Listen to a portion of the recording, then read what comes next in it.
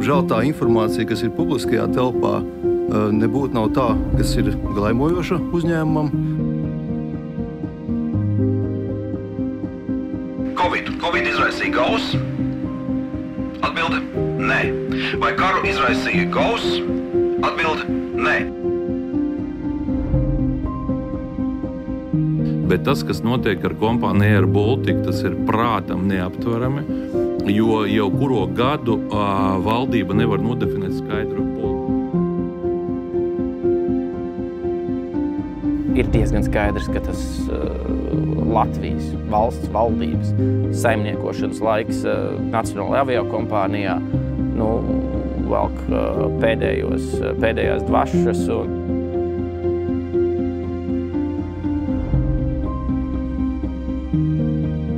Mēs esam lielā mērā tur, kur mēs esam, tāpēc, ka 35 gadus mēs izrokam kartupeļus, noliekam viņus sēklai, un tad pēc pāris mēnešiem tu sēklas kartupeļus apēdam. Un tad pavasarī skatāmies vēl, gandrīz nekas nav palicis, nav ko stādīt, un tā tas cikls... Šī stāsta stāstīšanai man vajadzēja saņemties. Vienā brīdī es piefiksēju, ka pateikt kaut ko pozitīvu par kompāniju, kur visi, kam nav slinkums apmētā ar dubļiem, ir kaut kā pretdabiski. Es tā nejūtos. Man patīk gan šī uzņēmuma sniegtie pakalpojumi. Man apmierina tā biznesa rādītāji, jo es redzu to kontekstu, vidi un ģeopolitisko situāciju, kāda tā ir bijusi un ir šobrīd. Un gal galā es saprotu arī, ko nozīmē $500 miljārdu eiro norakstīšana kapitālā un kāpēc tas tika darīts. Diemžēl, un es to labi apzinos, ne visi uz to skatās manām acīm. Piedevām apkārt ir tik daudz trokšņa. Bet sabiedrība jau grib atbild uz ļoti vienkāršu jautājumu. Tātad kompānijā ir ieguldīti gandrīz 600 miljoni eiro. Par cik mēs varam šo kompāniju tagad pārdot un cik naudiņas mēs varam saņemt? Politiskas intereses. Šobrīd, manuprāt, kompānijas vadība ir zaudējusi ne tikai sabiedrības uzticību, bet arī jau politisku uzticību. Un ar šo stāstu es vēlos paskatīties uz Air Baltica ar svaigu skatu, mēģinot ne tik daudz iedziļināties tā biznesā, cik palūkoties, ko pēdējo 30 gadu laikā tas mums ir devis kā sabiedrībai, kā ekonomikai un valsts tēlam. Bet tas pēdējais, ko jūs teicāt, valsts stāvēs aiz uzņēmuma, valsts ir gatava palīdzēt uzņēmumu, bet uzņēmumam pašam ir jāspēj sasniegt savu mērķi, un tajā brīdī visi kļūst uzmanīgi. Tāpēc arī labi šī vieta, kur mēs sarunājamies, AC hotels, Dzirnava iela, šī bija pirmā ēka, ko mēs ieguldījām Air Baltica pamatkapitālā. Viss sākās pirms 30 gadiem, augustā. Par Air Baltica Corporation akcionāriem kļuva aviokompānija SAS, kā arī Zviedru, Dāņu un Amerikāņu fondi, bet 51% kontrola pakete piederēja Latvijas valstī. Vēl 90. gados, kad es strādāju Air Balticā, ja gribēju lidot uz Londonu, tad Air Baltica kā nacionālā aviokompānija drīkstēja lidot uz Londonu, pretīm dodot tiesības British Airwaysam lidot uz Latviju. Tāpēc arī bija visu laiku šis svarīgais moments, kad valstī bija jāsaglabā 51% akciju, jo savādāk šīs tiesības pazustu. Pēc tam viss mainījās. Šī nacionālā īpašuma tiesība atzīšana vairs nebija svarīga, kurš ar jebkuru varēja konkurēt, un kā mēs redzam, kas notika 2000. gadu sākumā, sākās bankrota vilnis, Swiss, Sabēna, Austrian Airlines, principā visi bankrotēja, papildus nāca aizliegums valstīm subsidēt, negodīga konkurence, jo jebkura subsīdija ir negodīga konkurence. Un tad, kas mums ir palicis? Mums jau pat nav vairs, es nemaz nerunāju par tādām mazām un vidējā izmēra nacionālajām aviokompānijām, bet arī lielo valstu aviokompānijas principā bankrotēja. KLMs, Alitalia, Iberija, visi ir beigti. 2025. gads būs pirmais, kurā globālais līdzsabiedrību tirgus pirmo reizi pārsniegs $1 triljonu ieņēmumus. Varētu izklausīties labi, taču pēdējos 100 gados, kopš šī industrija eksistē, tā saviem īpašniekiem ir nesusi tikai zaudējumus. To peļņu māržas ir tik plānas, ka daudzas līdzsabiedrības neizturas spiedienu tirgū, ir spiestas apvienoties lielākās grupās vai pazust no kartes. Ja mēs skatāmies visu laiku izvelkot vidējos rādītājus no visām līdzsabiedrībām, pasažieru līdzsabiedrībām pasaulē, mēs redzam, ka viņas vidējā temperatūra ir tāda, ka viņas samazina kapitālu, iznīcina kapitālu vai tad padara to vājāku. Starptautiskā gaisa transporta asociācija apkopo datus, es nezinu, cik bieži, bet ir tāds publikācija par komerciālās aviācijas peļņu, vēsturisko peļņu, visā tās pastāvēšanas vēsturē. Sākot no pašiem pirmsākumiem, pirms 90 vai cik gadiem. Ja? Un tad, ko viņš parāda? Viņš parāda, ka visas industrijas, kas ir saistītas ar aviāciju, ir diezgan labi vienmēr pelnījuši, kas ir lidostas, ground handlings, caterings, maintenance, lidmašīnu ražotāji ilgus gadus ir daudz pelnījuši tā tālāk. Izņemot vienu, pašas kompānijas nekad nav pelnījuši. Ar izņēmumiem, jā, bet akumulētie zaudējumi avio industrijā ir mērām miljardos. Un tas ir tāpēc, ka šim biznesam ir vienmēr ļoti lielas prasības, drošības prasības. Jā. Mēs visi gribam lidot ar modernām, jaunām lidmašīnām, kuras ir atkal dārgas. Jā. Ir jāmaksā par visiem zaļajiem faktoriem, par visiem skaņu ierobežojošiem faktoriem, kā piemēram, tu nedrīkst lidot naktī, tu nedrīkst lidot ar skaļām lidmašīnām, tu nedrīkst lidot pilsētās un tā tālāk. Un tie visi ierobežojumi, viņi ar katru gadu kļūst avio biznesam smagāk, intensīvāk, ja jebkura krīze, jebkurš karš, ja tev ir garāki pārlidojumi, tagad jālido, piemēram, apkārt Krievijai, vai atkal naftas cenas kāpi, degvielas cenas kāpi, tu esi pakļauts visu laiku kaut kādiem ārējiem faktoriem, un avio bizness, saku jums ar roku uz sirds, ir zaudējums nesošs ilgākā laika periodā vienmēr, un ļoti grūti atrast iemeslu, kāpēc ieguldīt avio biznesā. Air Baltica radās valstī, kurā kopš Padomju Savienības gadiem aviācijai bija īpaša loma. Rīgā skoloja pilotus, lidmašīnu mehāniķus un citus ar aviācijas industriju saistītus speciālistus. Līdz ar to uzņēmums Latavio, kura tradīcijas vēlāk pārņēma Air Baltica, gluži neradās tukšā vietā. Redzot to, kas ir noticis ar avio sabiedrībām mums kaimiņos Lietuvā un Igaunijā, tam acīm redzot ir bijusi nozīme. Jā, man tiešām paveicās, ka es biju pat ne pie šūpuļa, bet vēl pirms tam es biju privatizācijas aģentūrā nozīmēts par projektu vadītāju tieši uz Latavio pārvaldīšanu, pēc tam, kā izrādījās arī likvidēšanu un visu pārējo.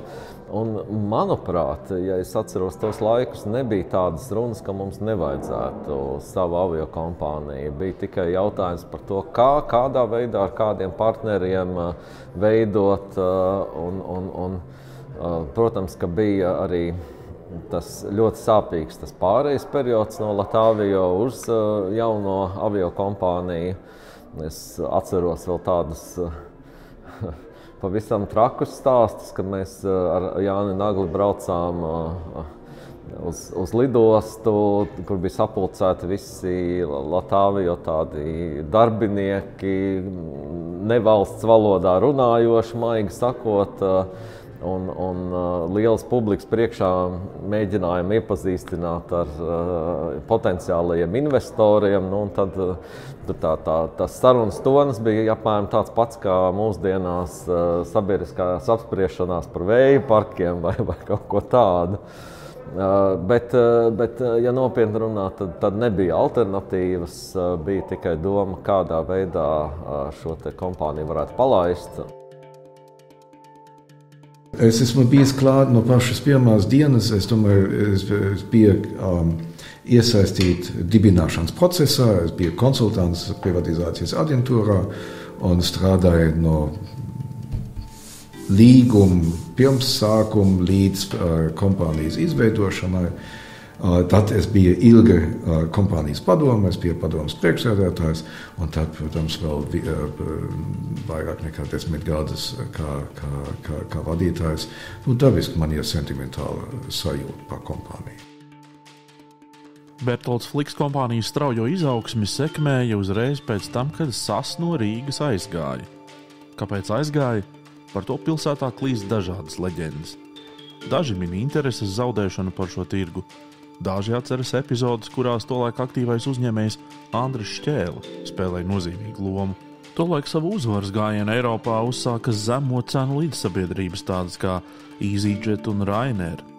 Politiķi, tostarp satiksmes ministrs Ainārs Šlesers, šādu biznesa modeli bija noskatījis arī kompānijai Air Baltica.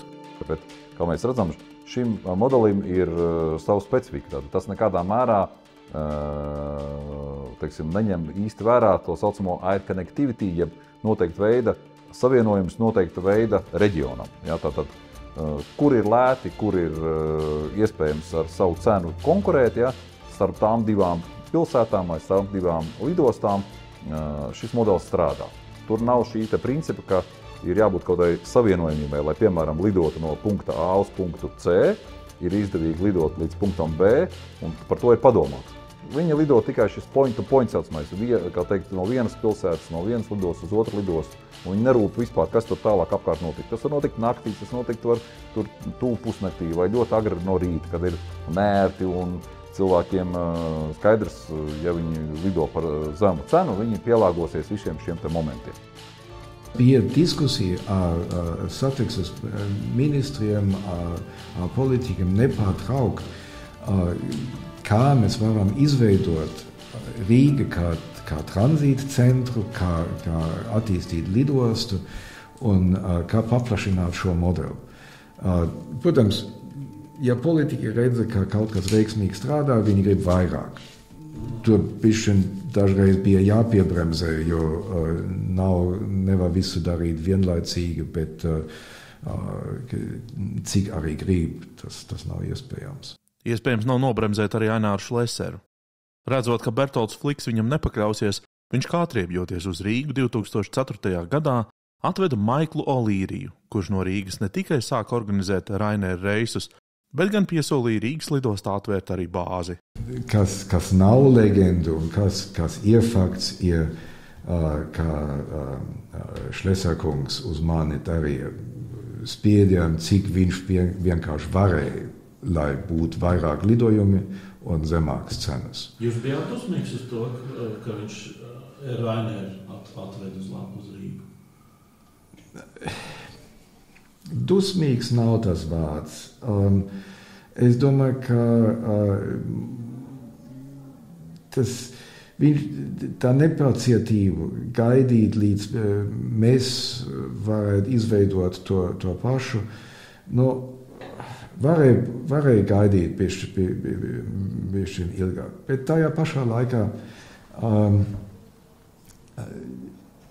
ir labi, ka Ryanair lido uz Rīgu. Tas mūs arī stimulē, mēs to konkurējam. Mūs mazliet arī atšķirās tas profils, arī tādēļ, ka mums bija tie tranzīta pasažieri, mēs varam to nodzīvot. Laikā, kad Bertolds Fliks vadīja Air Baltica, es biju aktīvajā žurnālistikā, strādājot gan laikrakstā Diena, gan Latvijas televīzijas ziņu dienestā. Man pat prātā neienāca, ka tolaik kamerās smaidošie cilvēki, piemēram Jānis Vanaks, aizkulisēs mēca dzēst ugunsgrēkus un glābt uzņēmumu bieži vien no bankrota, kas bija turpat dažu stundu attālumā. Arī tolaik daudz kas netika pateikts līdz galam ne sabiedrībai, ne īpašniekiem. Un daudz kas līdz pat mūsu dienām ir leģendas, un daudz kas ir noklusēts. Gan toreiz, gan tagad, pret visām lietām, ko es daru, es arī pats attiecos ar tādu atbildību, kā pret savu īpašumu. Un tad, kad tas īpašums ir nonācis neapskaužamā situācijā vai sarežģītā situācijā, tad, arī es darīju visu iespējamo, lai nodrošinātu tam labu nākotni. Un nav tā, ka tas ir bijis vienmēr izcilākais sniegums. Arī pat šodien, 20 gadus vēlāk, es vēl satieku personīgi daudzus cilvēkus, piemēram, satiku pagājušajā gadu, satikšu arī vēl drīzumā, lai arī dažkārt atvainotos par tām savām izpausmēm, kas ir man bijušas. Es arī atvainojos ar gadu atstatumu es arī atvainojos par savu rīcību, kas ir dažkārt pārkāpusi robežu tikai, lai dažreiz glābtu situāciju, lai palīdzētu līdzsabiedrībai nonākt atkal tālākajā līmenī, pārvarēt vienu vai otru krīzi. Es domāju, ka manā kungam ir taisnība. Jā, mēs komunicējām daudz, mēs komunicējām agresīvi manā laikā, bet varbūt jāsaprot mazliet arī tā vide, kā tas notika. No vienas puses mēs redzam, ka jaunais biznesa modelis strādā. Un mēs atvērām jaunas maršrutus, piesaistījām jaunas lidmašīnas. Vadības grupa mēs ārkārtīgi lielu entuziasmu. Tur strādājām ar neticām enerģiju, veltījām savu laiku, lai tā attīstītu īpaši tas austrumu maršrutus, kas vienlaik ietilpīgi, un mēs braucam, un mēs vedam sarunas, un dažreiz mēs braucam 5 reizes, līdz mēs dabūjam kaut kādas lidojuma tiesības un tam līdzīgi. Un tad nācām atpakaļ uz Rīgu, un, protams, mēs būtu gribējis varbūt dalīties ar mūsu priekiem, bet saskaramies ar pietiekoši arī agresīva prese. Būsim atklāti. Tas varbūt mums vajadzēja būt mierīgākiem. Tas tā ir, bet mēs saskaramies ar presi, kas bija daļai neizpratne, pamatot, nepamatot par to, ko mēs darījām. Jā, mēs varējām varbūt mazliet savādāk komunicēt. Varēja būt lielāka empātija. Es domāju, ka jums ir taisnība. Atskatoties uz tā laika notikumiem un jo īpaši Bertolda Flika darbības laika izskaņām, zinot to, kas tika par Air Baltica runāts Rīdzenes sarunās, ko atklāja žurnāls Ir, šodien top skaidrs, ka kādā mirklī pēc daudz avotu teiktā uzņēmējam Andrim Šķēlem dzima ideja ar uzņēmuma menedžmentu un Latvijas Krājbankas īpašnieku līdzdalību izvilināt līdzsabiedrību Air Baltica no valsts rokām. Daudz, kas šajā virzienā arī tika iespēts, taču mirklī, kad 2011. gadā sākās negaidīta krīze Latvijas Krājbankā, valsts tomēr uz pirmpirkuma tiesību pamatu atguva tur ieķīlētās kapitāla daļas no savulaika Bertoldam Flikam piedrošās SIA Baltijas aviācijas sistēmas. Šķēle savu iesaisti Air Baltica pārņemšanas darījumos vienmēr ir slēpis un noliedzis. Oligarhu iesaiste, man liekas, drīzāk bija tāpēc, ka valsts bija nabadzīga, menedžments nespēja nodrošināt pietiekamu finansējumu caur pamatdarbību un vienmēr tika meklēti kaut kādi veidi, kā piefinansēt, te kaut ko atbalstīt. It sevišķi bija viens tāds kritisks posms, manuprāt, Valdis Dombrovskis bija valdības vadītājs, bija šī krīze. Valsts krīze, finanšu krīze un Air Balticam vajadzēja šo atbalstu noteiktā brīdī, un tas no valdības netika iesniegts.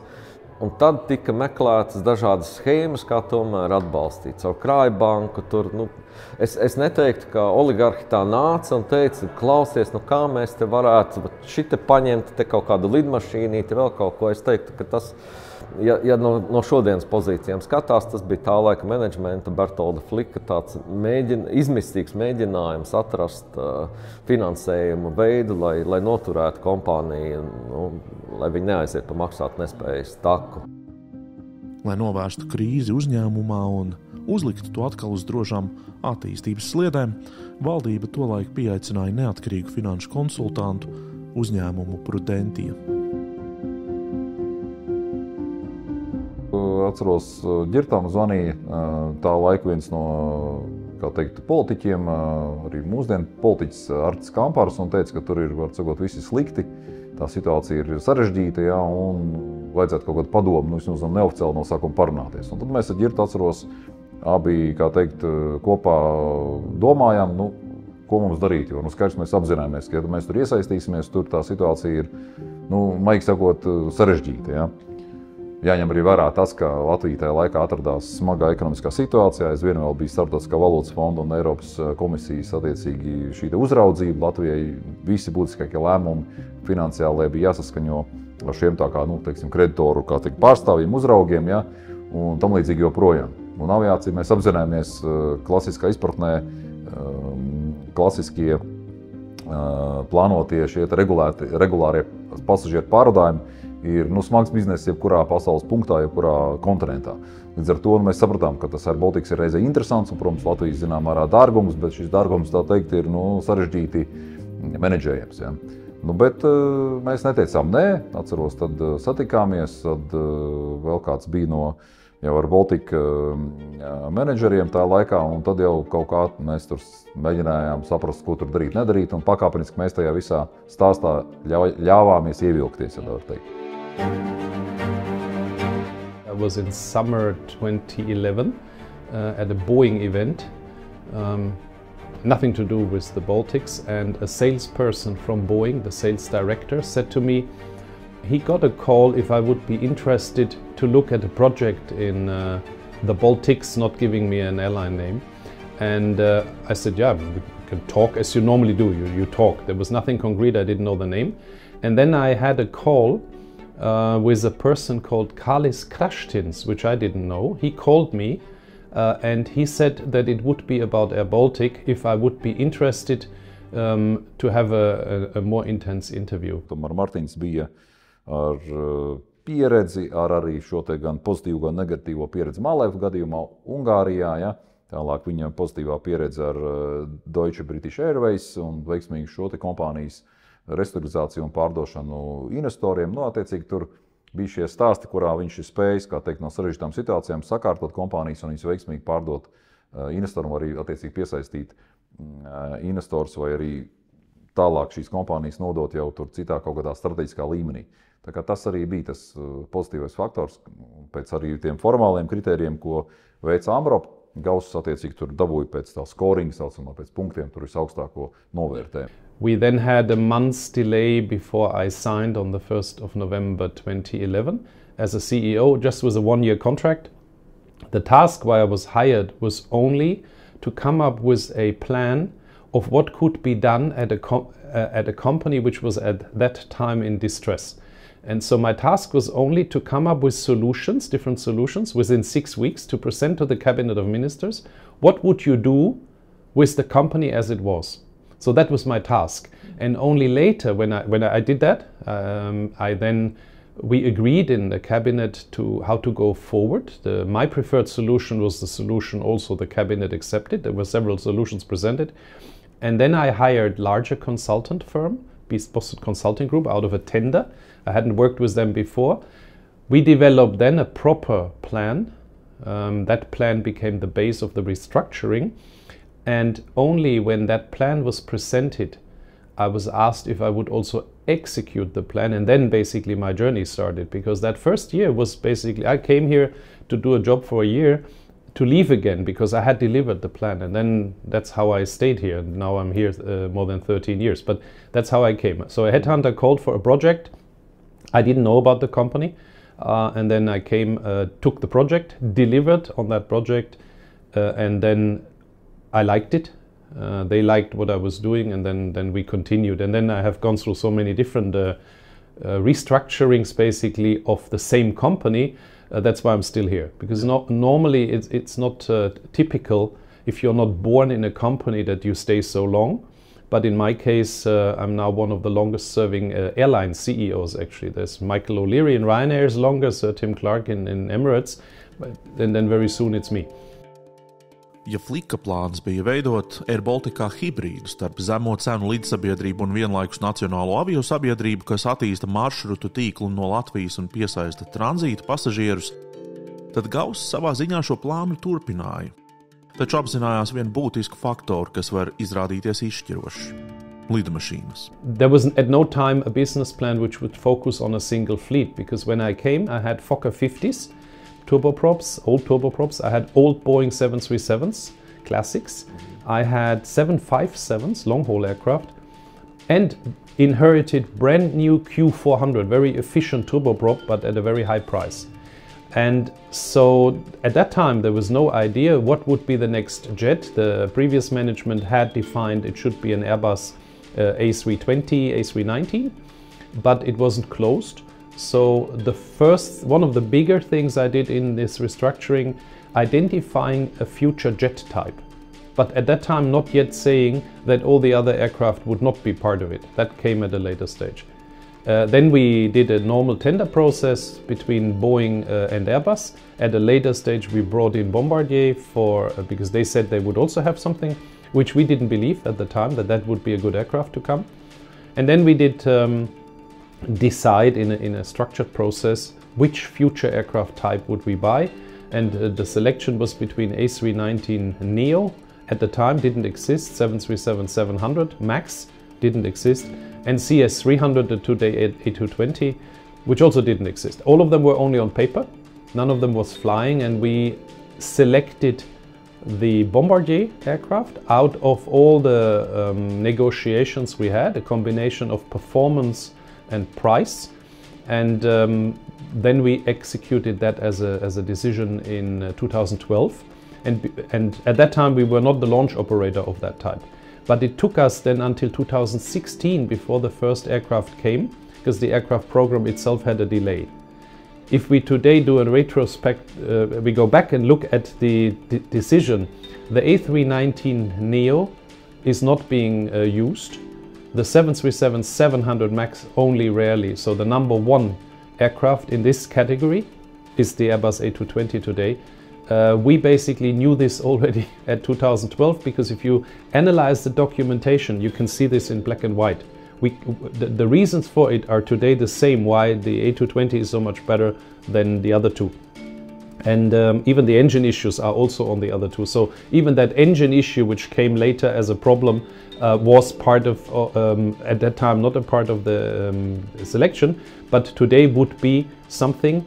Everybody who has an A320neo or a 737 MAX has the same issue. They have these engine issues. They will disappear over time, but the decision about the economics of the aircraft, combination economics and price, would still be okay today. With that decision to buy 10 plus 10 options in 2012, we set the foundation for today's Air Baltic, but not knowing it at the time. We had a time in between where there was even Sukhois considered. We got rid of 757s, turboprops, we stopped the Fokker.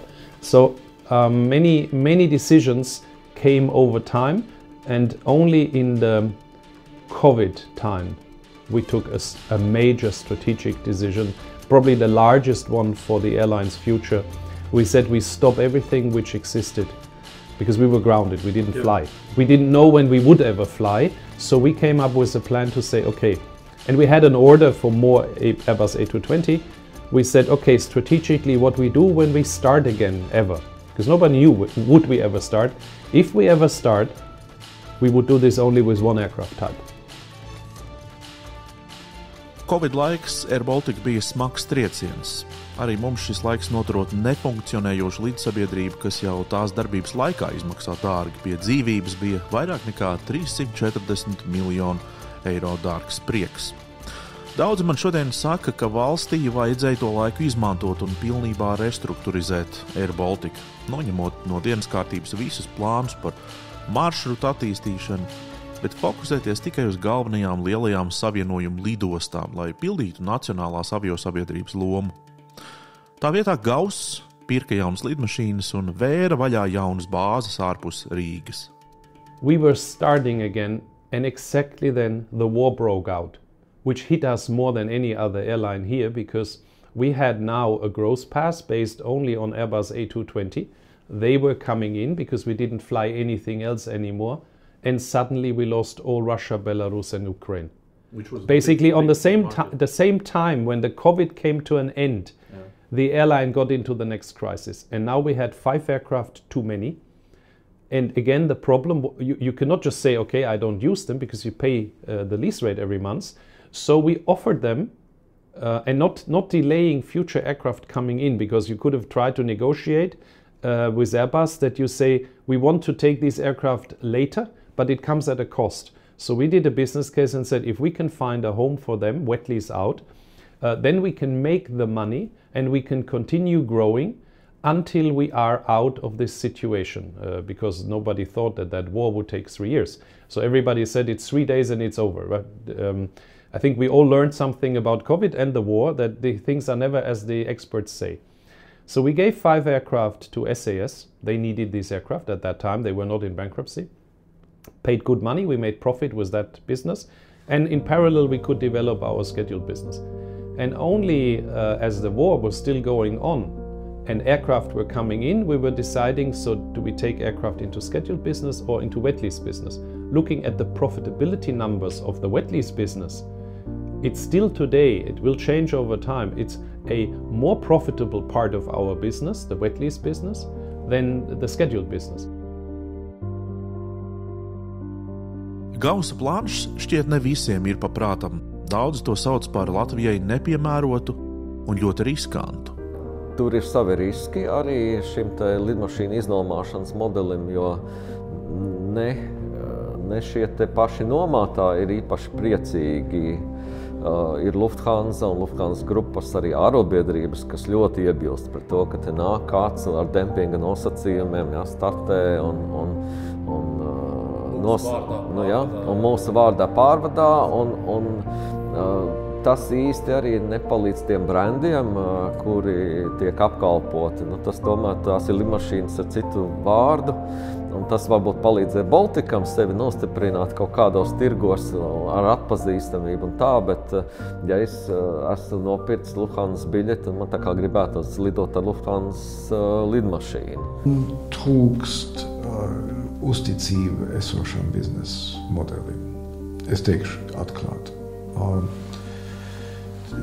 Es domāju, ka es šaubos, ka tas ir pareizi izveidot. Ja tas nav ilgtspējīgi. Ja? Es redzu lielu risku tā biznesa modelī. Redziet, tur ir arī tā bāzes izveidošana ārpus Latvijas. Tā ir sarežģīta lieta.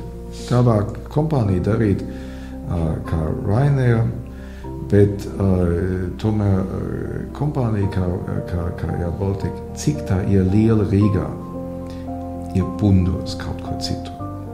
Un piesaistīt cilvēku uzmanību un ieiet tirgu, tas nav tik vienkārši. To mēs esam jau 15, 17 gadu atpakaļ esam to mēģinājis un svešā tirgu iet iekšā kā tirgus dalībnieks ar 0, kaut kāda daļa no tirgu. Tas ir sarežģīti.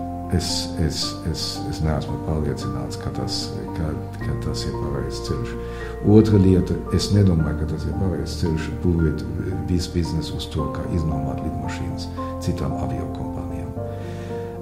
Es pieļauju, kā tādu biznesu var darīt, bet vai tas nacionālajā aviokompānijā Latvijā ir jādara, tu man ir šaubas. Es jau neesmu slēpis arī savos komentāros iepriekš, ka es uzskatu, ka tā ir bijusi stratēģiska kļūda īpašniekam un, tā skaitā caur savu padomi, piekrist šādai stratēģijai, kas paredz pirkt 2 vai 3 reizes vairāk lidmašīnas, nekā mums pašiem reāli ir vajadzīgs. Jo ko tas nozīmē? Tas nozīmē, ka tev ir milzīgs kapitāla ieguldījums, tad tās lidmašīnas ir vai nu jāpērk, labi, Air Baltics vairāk viņas nepērk, viņš viņas ņem līzingā, ja, bet vienalga tas ir milzīgs fiksētais maksājums, kas ir par šīm lidmašīnām jāveic, tad ir jautājums, kā tu viņas nodarbini. Ja tev ir pa daudz lidmašīnu, tad mēs redzam, kāds ir rezultāts. Puse ir iznomāta kādam, bet atkal, vai mums ir jēga cīnīties no valsts budžeta un dažādi ieguldītāji naudas nofinansēt 2 reiz vairāk lidmašīnas, kā mums vajag, lai viņas pēc tam vienkārši iznomātu. Un pieņemsim, kad gūtu kaut kādu mazu nelielu peļņu uz to, diez vai tas ir mūsu pamata intereses. Mūsu pamata intereses ir tomēr, lai mums būtu normāls networks, kur mēs varam lidot. Tad, ja tev vēl joprojām ir pa daudz to lidmašīnu, tad tu sāc lidot uz visādām interesantām vietām. Ja? Sāc konkurēt, pārvedājot somus no Tampers uz Kanāriju salām, cīnies plec pie pleca ar čarter avio kompānijām, kuras piedāvā šo pašu reizi pa lētu naudu. Nu, es neesmu, protams, man nav pieeja konfidenciālai informācijai par to, cik kurš maršruts ir pelnošs Air Balticā, ja, bet, nu, es lieku galvu ķīlā, ka visi šie te mistiskie reisi, kur tu konkurē ar zemo izmaksu trafiku, ja, un arī visādi tādi lidojumi, kas ir sezonāli uz visādām tur Tirānām, Skopjiem, un kur visur, ja, nu viņi nebūs peļņu nesoši, ja. Līdz ar to tā ir otrā strateģiskā kļūda. Pa daudz lidmašīnas, kas tiek nodarbināts, mums var būt mazāk svarīgos maršrutos. We make more money by having planes flying for Lufthansa than we make transporting somebody to a Greek island.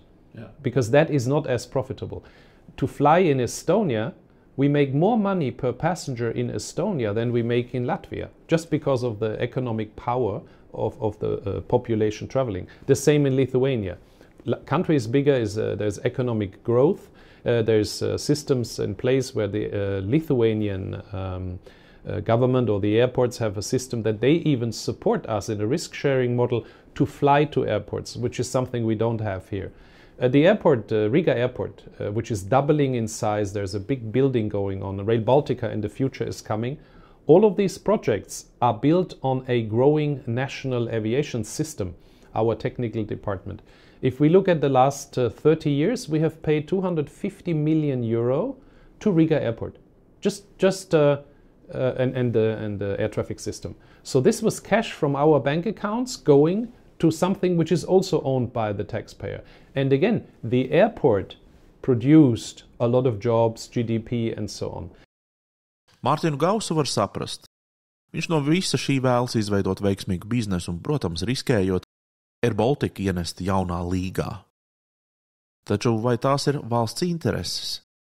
Man izskatās, ka valsts šo 30 gadu laikā ir nogurusi no Air Baltica.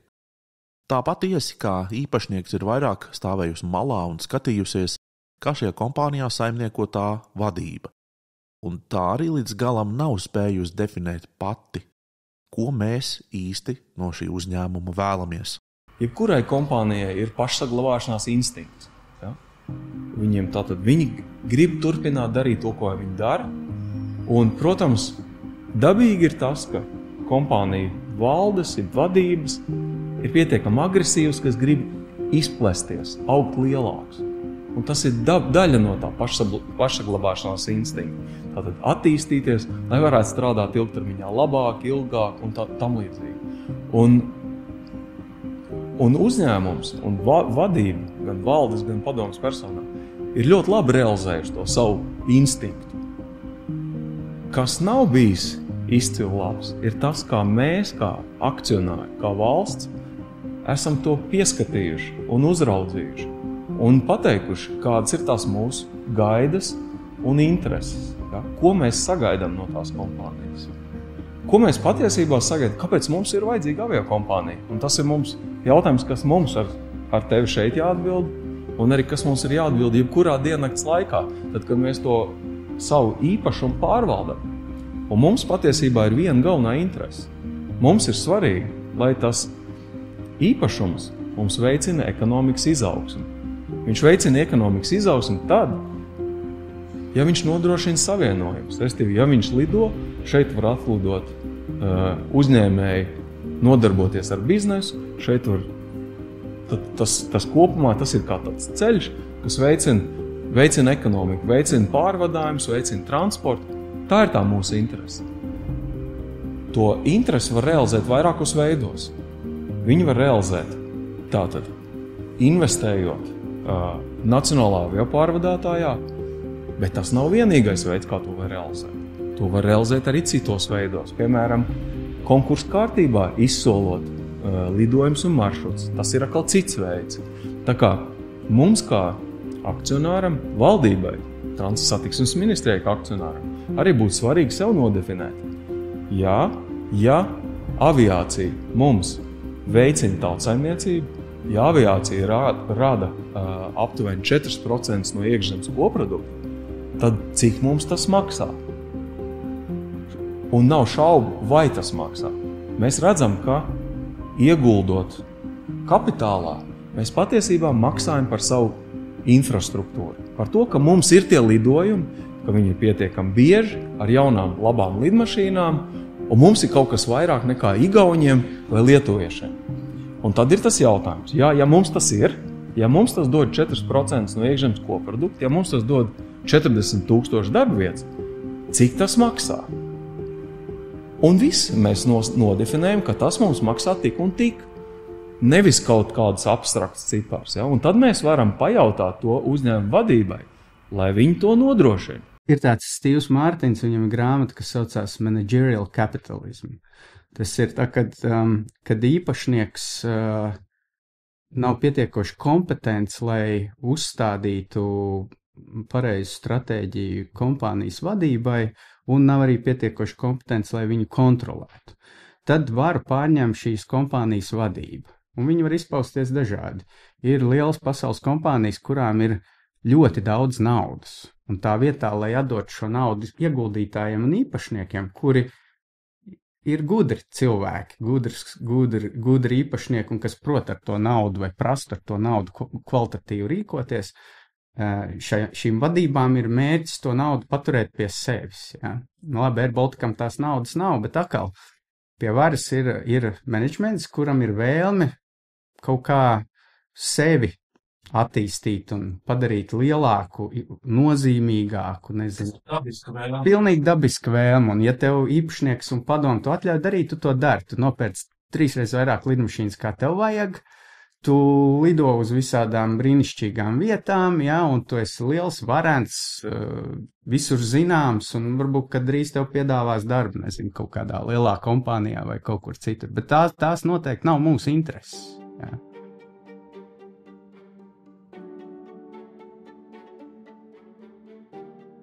Taču tas, ko esmu novērojusi bieži viesojoties Tallinā un Viļņā, ir mūsu kaimiņu mazā skaudība par to, ka mums ir Air Baltica. Manuprāt, ļoti labi šo raidieraksta Leaders Ask intervijā formulēja Lietuvas ārvalstu investoru padomes vadītājs, zvērnāts advokāts Rolandas Vaļunas. For example, I believe that one of the biggest problems we have in Lithuania is connectivity by air. Well, not only by air. I mean, all of us have the problem with connectivity with the rail, with the sea. The ships are not as frequent, not as quick. But the air for the business, for investment is specific matter. So Latvia and Riga here stands as in much better situations than Vilnius and Tallinn. And I'm really jealous to see that between 7 and 9 o'clock from Riga airport, probably there are like 9-10 directions, not by the cheap islands, but by classical islands that would go to the business centers in Europe. And from Vilnius, we would have 1 or maximum 2, and that makes the huge difference. You know, when investors decide where to invest, they have those questionnaires and they have the points, and sometimes one point can decide a lot. And when you hear investors saying about connectivity, I believe we lose more than one investor a year because of that, because of so bad connectivity we have.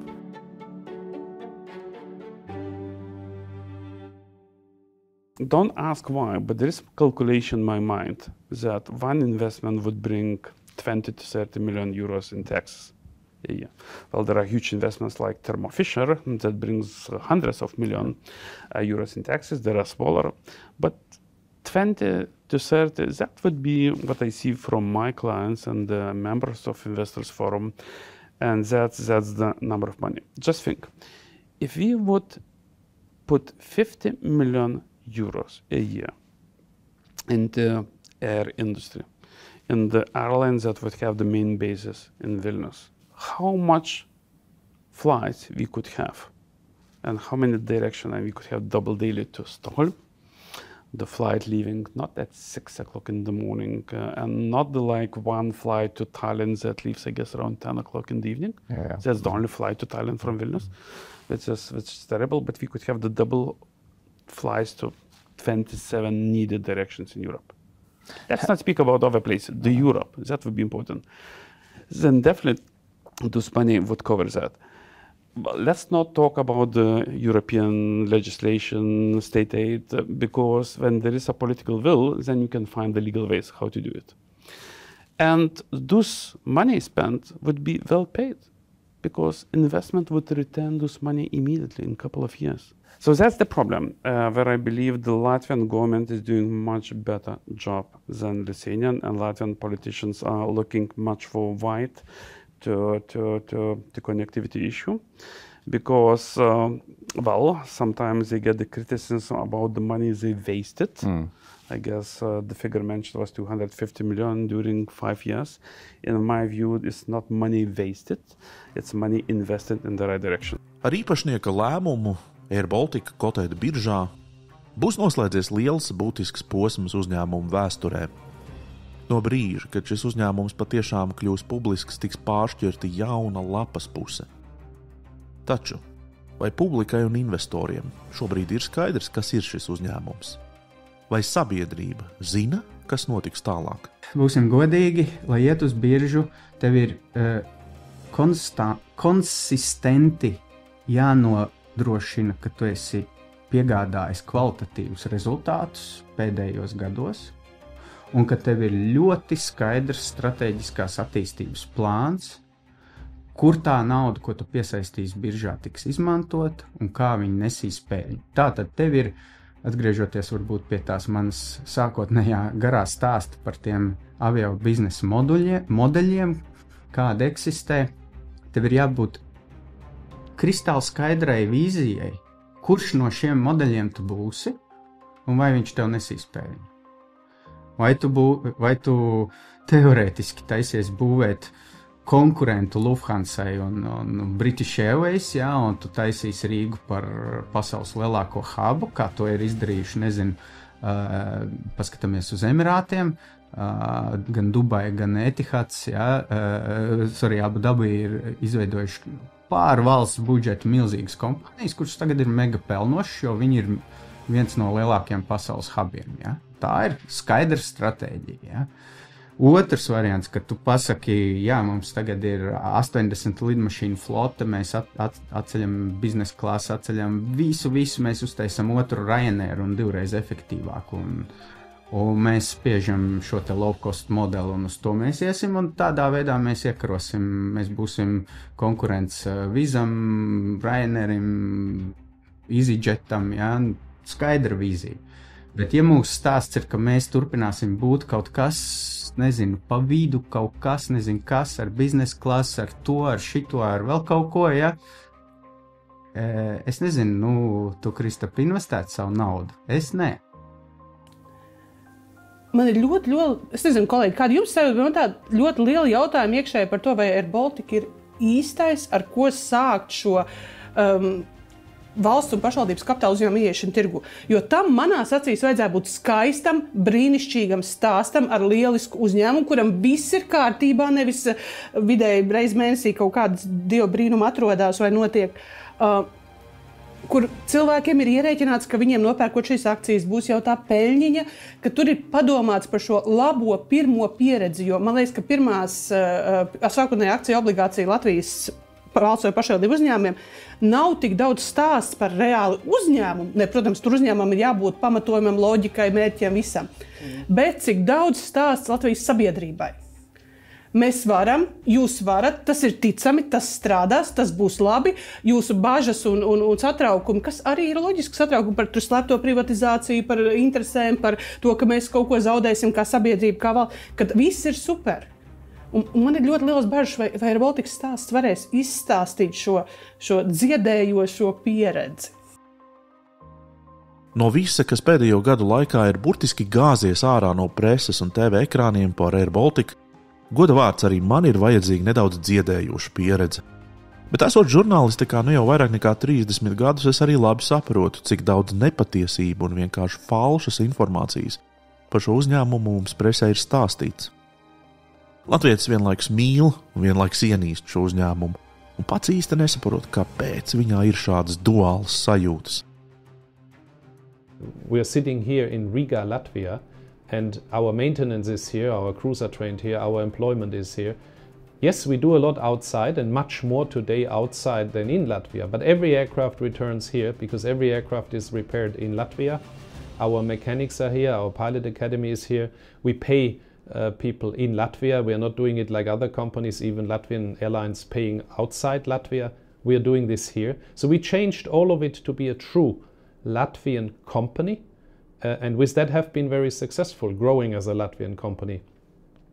I would like to preserve that going forward. My vision is well beyond 2031 for that airline. Where are we in 5 years, in 10 years, in 15 years? I have that vision because I do believe I have to give that vision also to future leaders in this company. And so far, the last 13 years, it worked out because whatever I said what we would like to do, it happened. I always said we want to do this, and I gave the vision, and as long as I had the okay to go ahead, it happened. And therefore, I will not now change and say, okay, let's forget what we have built, we need to change. No, what we are doing is seen as something we should do. And then why would you listen to noise from the side which does not understand what we do and change it? The airline has a clear plan. We want to go to 100 aircraft. That's the first plan, the first stop. And that means we are building Riga, because Riga airport is doubling in size. We want Rail Baltica to arrive one day in Riga so that even more passengers come to this capital to fly on Air Baltic. But we also want to grow because there's not enough people here outside. And we want to grow in other bases in the Nordics, mainly in the Nordics because the brand is known. But to do this kind of growth, to pay another, let's say every aircraft is an investment. And to pay for these investments, you need new money to invest. And it's not enough to earn the ticket money, you need to also have equity. And when we raise money now from the outside, then this is not anymore done by the taxpayer, this is done mainly by foreign investors, maybe together with the Latvian state. But this raising of new money is to be able to grow the company even further. And people say then, but you need to make a net profit. Yes, the net profit is something which is coming down the road as well, because if you have a certain size, automatically the company, otherwise nobody would invest. So if the company cannot show to investors that you're going to net profits long term, people don't invest. But if we look at the history, we didn't cut off the debt in the past. We carry 1.2 billion debt with us, that we have strong payments for interest. We have not a good credit rating because of the debt. That needs to change, and for that you need to bring in equity. If you now say, okay, why doesn't the Latvian state put that in? The Latvian state would like to pay the future money into defense, into other things in the state, and the airline should be run and owned by private investors who are willing to invest into this airline to make money in the future. Ja paskatāmies Air Baltica ieņēmumos, tad redzam, ka tie katru gadu pēdējo 30 gadu laikā ir auguši, izņemot, protams, Covid laiku. Pērn uzņēmums ir sasniedzis savu rekordu apgrozījumā. Peļņas rādītāji skaidri norāda uz to, ka uzņēmums šodien nestrādā efektīvi, kaut kur tiek buksēts.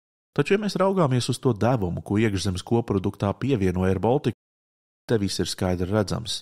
Valsts 30 gadu laikā Air Baltica ir ieguldījusi 543 miljonus eiro, taču pretī saņēmusi turpat 10 miljardus eiro. Šis ir arguments, kam vajadzētu apturēt tik vienu skeptiķi, kurš saka, ka Air Baltica ir kā caurs maiss. Nē, Air Baltica mums, man un tevi, ir devis gandrīz 20 reižu vairāk nekā mēs tam esam devuši. Taču Air Baltica patiesībā ir kaut kas vairāk nekā tikai skaitļi tabulās. Es personīgi pazīstu pāri, kurš iepazinās Air Baltica reisā no Rīgas uz Telavivu un vēlāk izveidoja ģimeni. Es dzīvoju līdz stāstam, kurā jauna sieviete Latvijā tika izglābta, jo Air Baltica reises Berlīnē aizkavēja izlidošanu, lai no slimnīcas tiktu sagaidīts donora orgāns, kuru tas transportēja tālāk uz Rīgu. Šādu stāstu ir daudz, un tie ir naudā nenovērtējami. Uzņēmums ir bijis ar savu klātbūtni ļoti ilgu laiku. Uzņēmumam bijuši ļoti daudz darbinieku, un uzņēmums ir darījis ļoti svarīgu misiju ekonomikai kopumā. Es domāju, ka katrs no mums varētu teikt, ka kaut kādā ziņā mēs esam ieguvēji. Vai nu kāds ir sajūtas to, ka ir atvesti biznesa kontakti šeit, investori. Varbūt kāds ir sajūtas, ka ir atvesti šeit turisti. varbūt kādam no mums ir tā doma, ka tad es nebūtu bijis tik veiksmīgs savā biznesā. Nu, es pārstāvu SEB banku, jau daudzus gadus šeit strādāju. Mums, protams, ir ļoti svarīga Stokholma. Un es domāju, ka daudz mūsu apskauž, mūsu kolēģi apskauž tos kolēģis, kas ir Latvijā, jo mēs varam uz Stokholmu aizlidot no rīta, atlidot atpakaļ vakarā. Mēs varam būt ļoti elastīgi, mums nav nekur jāpārsēžās. Man liekas, tas ērtums ir nenovērtējams. Jebkura no lielajām Eiropas valstu galvaspilsētām mums ir aizsniedzama ar vienu reisu, jā, tajā pašā dienā, varbūt netērējot laiku viesnīcām un tādam garam ceļojumam. Tāpēc es teiktu, ka droši vien tie 8 miljardi ir kaut kāds skaitlisks cipars, bet tā emocija un tā iespēja un tas guvums noteikti ir ar kaut ko jāmultiplicē, jāreizina ar kaut ko. Un tie ir visi tie labumi, ko es nosaucu. Man liekas, ka ir milzīgs darbs ieguldīts paša brenda, kā Air Baltica brenda izveidē, un ir ļoti augsta kvalitātes latiņa sasniegti. Kāpēc? Mēs varam salīdzināt citas aviolīnijas, ja, piemēram, LOTS, kas ir poļu aviolīnijas, ja, un paši poļi, vai teiksim, lielākā daļa kolēģu, ar ko es esmu saskāries Polijā, viņiem ir tāds saīsinājums late or tomorrow. Jūs iedomājaties, kad visa nācija, teiksim, savu nacionālo aviokompāniju veltā ar šādu, teiksim, apzīmējumu, ja, ko tas nozīmē. Paskatāmies uz Lufthansa. Lufthansa, kas ir, teiksim, tāds Eiropas aviolīnija viens no flagmaņiem, viņi to savu imidžu vai to kvalitāti ir pazaudējuši ar pavisam vienkāršu lietu, ja viņi netiek galā ar saviem darbiniekiem. Tātad nepārtrauktie streiki, kas sasaistās arī ar Frankfurtas lidostu, protams, un ar streikiem tur. Attiecīgi tā ir aviokompānija, uz kuru vairs nevar paļauties. Un brīdī, kad es plānoju savu atvaļinājumu vai kādu nozīmīgu braucienu, es nekad neizvēlēšos Lufthansa, jo risks ir milzīgs.